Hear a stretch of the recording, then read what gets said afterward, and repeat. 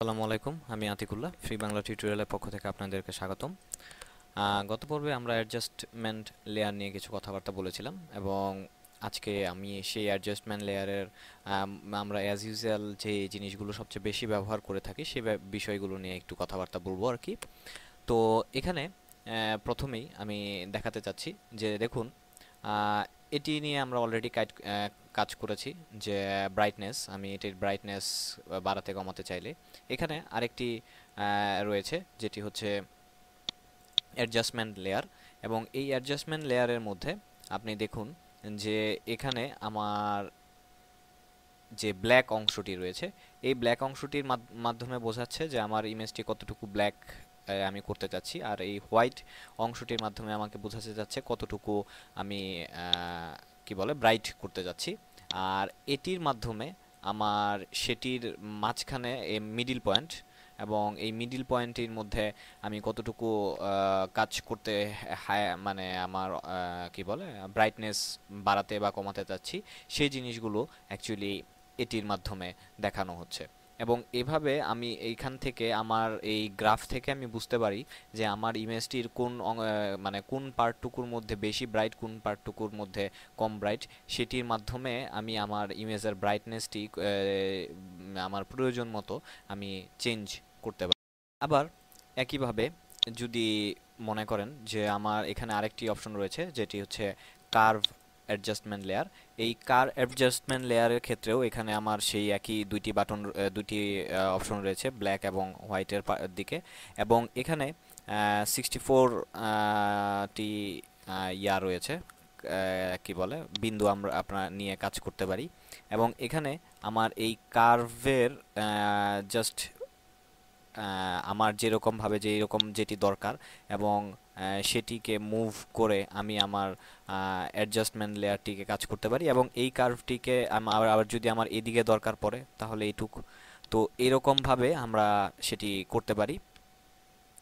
আবার আমার যদি এই কার্ভটিকে যে এখানে আমি ঠিকঠাক করেছি বা এটি আমি ভুল করে ফেলেছি, তো জাস্ট এটির মধ্যে টেনে নিয়ে বাইরে ছেড়ে দিলেও সেটি হবে, অথবা এটির উপরে সিম্পলি এটিকে যদি আমি জাস্ট বাইরে নিয়ে ছেড়ে দিলে আমার সেটি এখান থেকে চলে যাচ্ছে।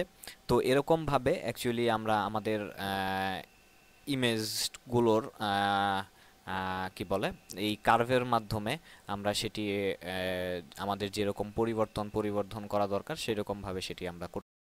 আবার আমাদের যদি দরকার পড়ে, ফর এক্সাম্পল আমি এটি এক্স করে, তো এখানে যে আমার এই অংশটুকুর মধ্যে আমি কোনো চেঞ্জ করতে চাচ্ছি না বা কিছু করতে যাচ্ছি না, তো সেই ক্ষেত্রে আমার কিবোর্ডের মধ্যে বি প্রেস করে ব্রাশ টুলটি, অথবা এখান থেকে আমরা ব্রাশ টুলটি সিলেক্ট করে আমার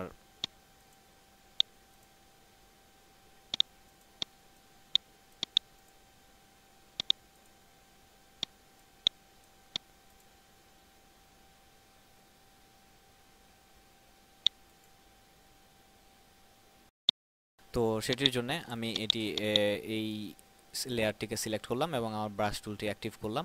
এবং সেই ব্রাশ টুলের মাধ্যমে আমি এখান থেকে এই জিনিসগুলো ঠিক করে, এবার আমি যদি আমার গ্রাফ টুলের মাধ্যমে এখানে আমার যে এই জিনিসটুকু যা করা দরকার সেগুলো আমি করতে পারি। এবং এখানে আমার সেই ব্রাশ টুলটির মাধ্যমে আমরা চাইলে এখানে যেটি বড় বড় প্রবলেম করতেছে, তো আমি এটিকে অফ করে দিলাম। এবং এবার আমার এই ব্রাশ টুলটির মাধ্যমে আমি এখানে আমার যেই অংশটুকু আমি কাজ করতে চাই না, সেই মানে পরিবর্তন করতে চাই না, সেটিকে বাদ দিয়ে আমি আমার যেই অংশটুকু মানে কি বলে কি বলে হাইড ব্রাইটনেস বাড়ানো বা কমানো দরকার, সেটি আমরা এখান থেকে করতে পারি। এভাবে যদি আমি করতে না চাই তাহলে এখানে দেখুন একটি অপশন রয়েছে অটো। অটোর মধ্যে যদি আমি ক্লিক করি তাহলে ফটোশপ অটো আমার এখানের কালারটি সিলেক্ট করবে, মানে আমার ব্রাইটনেস বা ছবিটির যে এরকম করা দরকার সেটি সে তার নিজের অনুযায়ী সে করে ফেলবে। এবং আমি যদি অপশন প্রেস করে তারপরে এখানে ক্লিক করি তাহলে আমার এখানে একটি পপ আপ মেনু আসছে, এবং এখানে আপনি এটি ছাড়াও আরও অনেকগুলো অপশন আপনি পাবেন। এটি সিলেক্ট করে আপনি যদি দেখেন যে আপনার ইমেজটি কীরকম হচ্ছে, সেটি ছাড়া এবং এইভাবে। সো আপনার এখানে অ্যাকচুয়ালি ব্যাপারটা হচ্ছে যে আপনার কোনটি সিলেক্ট করলে আপনার ইমেজটির মধ্যে ভালো কোয়ালিটি আপনি পাচ্ছেন, যেটি আপনার দরকার, সেরকম আপনার রিকোয়ারমেন্টগুলো ফুলফিল করতে পারছে, সেই অনুযায়ী আপনি সেগুলো এখান থেকে সিলেক্ট করতে পারেন। এবার আমি আরেকটি যে কাজটি দেখাতে চাচ্ছি, এখানে দেখুন আরেকটি অপশন রয়েছে যে filter adjustment, photo filter adjustment. এটির মধ্যে যদি আমি যাই এবং এখান থেকে আমি যে কোনো কালার এর উপরে আপনি হাইলাইট করতে যাচ্ছেন, সেই কালারের উপর বেস করে আপনি যদি ছবিটির কালার টালার চেঞ্জ করতে চান, সেগুলো আপনি করতে পারেন। এখানে ডেনসিটি বাড়িয়ে কমিয়ে, এখানে লুমিনিসিটি বাড়িয়ে কমিয়ে, এবং এখান থেকে আপনি যদি চান আপনি কালার সিলেক্ট করে যে আপনি কোন কালারটি বেশি করতে চাচ্ছেন সেটির উপর সিলেক্ট করে তারপরে আপনি আপনার এই জিনিসগুলো যা যা যা যেরকম, যেটি আপনি যেরকমভাবে চাচ্ছেন সেরকমভাবে সেটি আপনি করতে পারেন। এবার আমি আবার আরেকটি দেখাচ্ছি, সেটি হচ্ছে এটি নিয়ে আমরা আগে কাজ করেছিলাম এবং এখানেও আমার বিভিন্ন কালার রয়েছে, যেই কালারটিতে আমি যেই কালারটির উপর বেস করে আমার ইমেজটিকে হাইলাইট করতে চাই সেরকমভাবে। এছাড়া এখানে আরও কিছু অপশন রয়েছে, সেটিও আপনারা দেখতে পারেন। এছাড়া এখানে আরেকটি, আমি যদি একটি নির্দিষ্ট কালারের উপর ঠিক করে কাজটি করতে চাই, তাহলে এখানে দেখুন যে আমার এটি যদি অন করে তারপর আমার পেন টুলস যে রয়েছে, সেই পেন টুলসের মাধ্যমে আমি নির্দিষ্ট একটি কালারকে চুজ করে এবং সেই কালারটি পিক আপ করে আমি যদি আমার বেশি কম করতে চাই তাহলে আমরা সেটা করতে পারি। এবং এখানে দেখুন আমি যদি আমার এই মাঝখানের ইয়াটি দেখুন, আমি এখানে জাস্ট এখান থেকেও আমি চাইলে সে আমি ডাইরেক্ট ছবির মধ্যে দিয়ে দেখতে পারি যে কিভাবে আমার ইয়াগুলো বাড়াতে কমাতে আমি চাই, সেগুলো আমরা বাড়াতে কমাতে পারি। এবং এটি যদি আপনার সিলেক্ট করা থাকে তাহলে, আর যদি এটি অটো সিলেক্ট করতে চান তাহলে যেটি হচ্ছে যে এখান থেকে এই যে অটো সিলেক্ট টার্গেটেড অ্যাডজাস্টমেন্ট টুল, সেটি আপনি এখান থেকে সিলেক্ট করে দিতে পারেন যে যখনই এটি ওপেন হবে তখন এটিও বাই ডিফল্ট ওপেন থাকবে। আর এখানে দেখুন তিনটি বার রয়েছে। এটি হচ্ছে আমার মেইন অপশন, যে এই হলুদ কালারটি আমার মেইন টার্গেট, আর বাকি যে এইটুক আর এবং এইটুকু হচ্ছে আমার ফ্ল্যাটেন এরিয়া, মানে এই ফেডেড এরিয়া। এইটুক মানে আমার ওই হলুদের পর ওই অংশটুকু আমার ওই রঙের একটা আঁচ থেকে যাবে। এবং আমরা চাইলে এটিকে ড্র্যাগ করে বাড়াতে কমাতে পারি, এটিও আমরা ড্র্যাগ অ্যান্ড ড্রপ করে বাড়াতে কমাতে পারি। সেটি সম্পূর্ণই আপনার ব্যক্তিগত ব্যাপার, আপনার রিকোয়ারমেন্টসের উপরে সব কিছুই নির্ভর করছে। তো এবার আমি আরেকটি যেটি দেখাতে চাচ্ছি সেটি হচ্ছে ব্ল্যাক অ্যান্ড হোয়াইট। যে আমার কোনো ইমেজকে যদি ব্ল্যাক অ্যান্ড হোয়াইট করার দরকার পড়ে তাহলে ফটোশপের বাই ডিফল্ট এখানে অনেকগুলো অপশন রয়েছে, সেরকমভাবে আমরা ব্ল্যাক অ্যান্ড হোয়াইট করতে পারি। এবং আমার কোনটির সাথে কোন ব্ল্যাক অ্যান্ড হোয়াইটটি আমার জন্য পারফেক্ট সেই অনুযায়ী আপনি এটি করবেন। এবং এখানে আরেকটি যে ব্যাপার, যে এখানে যদি আপনি ডবল ক্লিক করেন তাহলে এটি আমার রিসেট হয়ে যাচ্ছে, যে দেখুন সবগুলো রিসেট হয়ে যাচ্ছে। এটি অ্যাকচুয়ালি এরকমভাবে আমরা রিসেট করতে পারি এবং এটি কিন্তু আমার প্রত্যেকটি টুলসের ক্ষেত্রেই প্রযোজ্য। তো আমি জাস্ট প্রত্যেকটি টুলসে না দেখিয়ে একটি টুলসের জন্য দেখাচ্ছি। এখানেও অটো অপশনটি রয়েছে যে ফটোশপ নিজে করে দেওয়ার জন্য। তো এখানে আদার্স যে ব্যাপার স্যাপারগুলো, আর এটি হচ্ছে যে আপনার adjustment effect all layer below, মানে এটির মধ্যে ক্লিক করলে আমার নিচে যতগুলো লেয়ার আছে সবগুলোর মধ্যে এটি অ্যাডজাস্ট করে নেবে। এটি হচ্ছে যে আমার কি বলবো এটাকে, মানে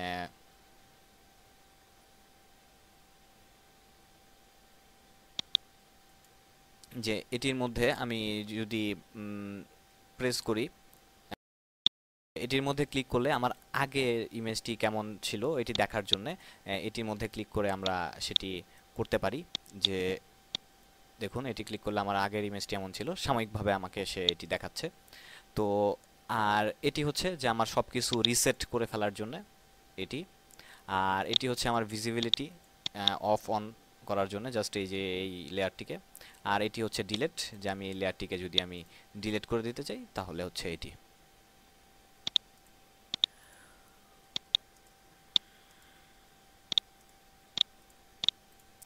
তো এবার লাস্ট আমি যেটি দেখাতে যাচ্ছি যে এই ছবিটি আমরা একদম শুরুর দিকে তৈরি করেছিলাম, এবং ধরুন আমি এই ছবিটির মধ্যে আমি যদি এই ছবিটি ভিজিবিলিটি চেঞ্জ করতে চাই, তো স্বভাবতই ধরুন আমি এটিকে চেঞ্জ করলাম।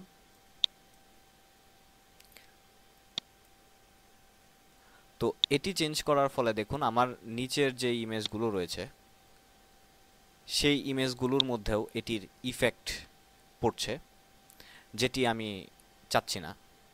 তো এটির ক্ষেত্রে আমরা যে কাজটি করতে পারি সেটি যে এখানে যদি আমরা এই যে আমি বলেছিলাম যে আমার যে এটির মধ্যে ক্লিক করার ফলে আমার এখানে দেখুন একটি আইকনের মতো চলে এসছে, এবং এখানে একটি আন্ডারলাইন চলে আসছে স্মল, এবং এই স্মল যেই ছবিগুলো আছে এই ছবিগুলোর মধ্যে সে ইফেক্টগুলা ফেলেছে, বাকি ছবিগুলোর মধ্যে নয়।